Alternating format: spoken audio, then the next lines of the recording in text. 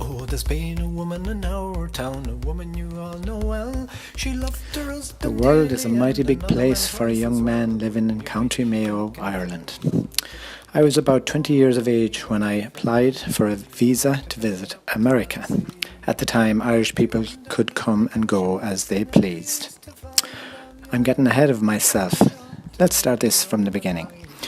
I grew up in a family of 5 brothers and 1 sister, and we lived in a farmhouse in the countryside, just about 3 miles from the local town called Headford. It was a normal childhood for these parts. Growing up on the farm, we had to help our dad with some chores, like making sure that the chickens were put back in the hen house, or else the fox would get them. The summertime was fun. We'd be out in the fields making hay. That was nice when the weather was fine. We used to go fishing in the river in front of our house. That was a nice pastime. But one of the chores we didn't like was the one when it was time to pick the potatoes. We'd have to go out for several days and pick the potatoes in buckets and put them in a pit for the season. It was hard work and not too much fun. Growing up, I dreamed of seeing the world, and when I was 20, I set out on my adventure. I first went to London and then onto the Greek islands, to Israel, and on another trip later to South Africa and Australia, before I ended up in the United States. In Israel, I worked on a farm picking tomatoes in the Negev desert, which is in the south of Israel.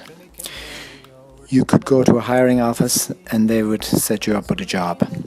We took a bus to the fields and there was accommodation there. The work gave me enough money to live and to travel. We went to Egypt and then I traveled on to Turkey after that.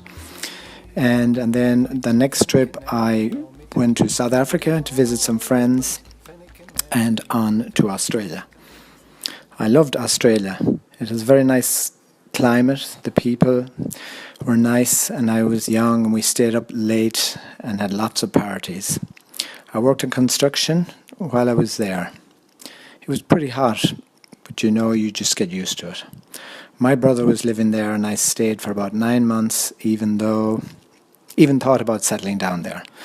But the Australians are incredibly strict with their immigration laws. They have a small population. I guess they don't need that many workers. They have a very, very strict immigration policy. Anyhow, my next stop was America. I grew up watching American TV shows and I had friends who had emigrated there. I was curious to see it for myself. So I flew from Sydney, Australia to Los Angeles. Before I settled down, I decided to take a trip from there to visit my aunt, who was a nun in El Salvador, Central America. She was in charge of an orphanage there. This was 1991 and the war was ongoing there at the time, so I didn't travel around much. People were pretty poor and there was a lot of soldiers around.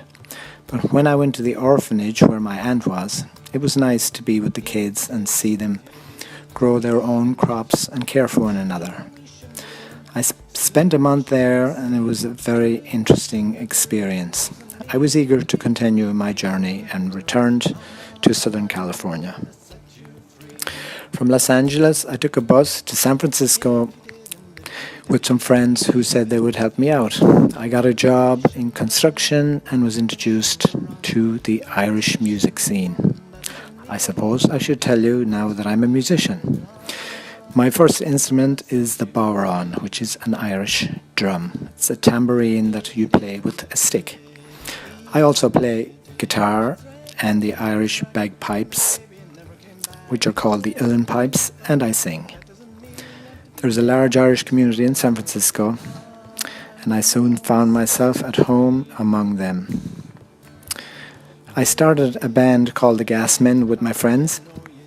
It's a band playing mostly traditional Irish music, and we've been together for 20 years. The name is a play on the Irish term for good times. We say a grand evening was gas. Currently the band has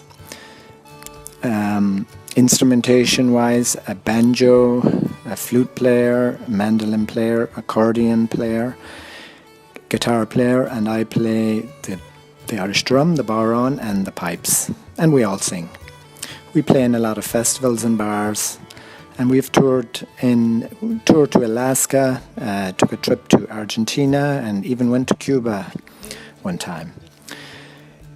And we have made a couple of CDs. My life changed forever when I met my wife Ella. It was at the Plough and the Stars, the most famous bar for Irish music in the United States, or one of them anyhow.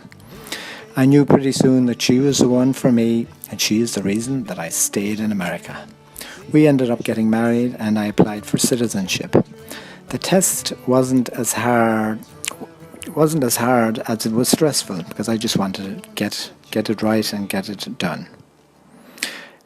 Ella and I have two wonderful kids, Spencer and Teresa. Some time ago we bought my Aunt Mary's cottage in Ireland next to the family farm in County Mayo, and we take our children there every summer. We spend time with my family on the farm, visiting cemeteries of my ancestors and travelling around to different parts of the country. So our kids know Ireland well and feel it is their home too. I feel very fortunate to have two countries and being able to pass on the culture of both to the next generation. In NMJ, something is starting in the same old way. So welcome to Connacht. Oh, wouldn't you know that you'd be going someplace special when you're going up Mayo? Wherever you go,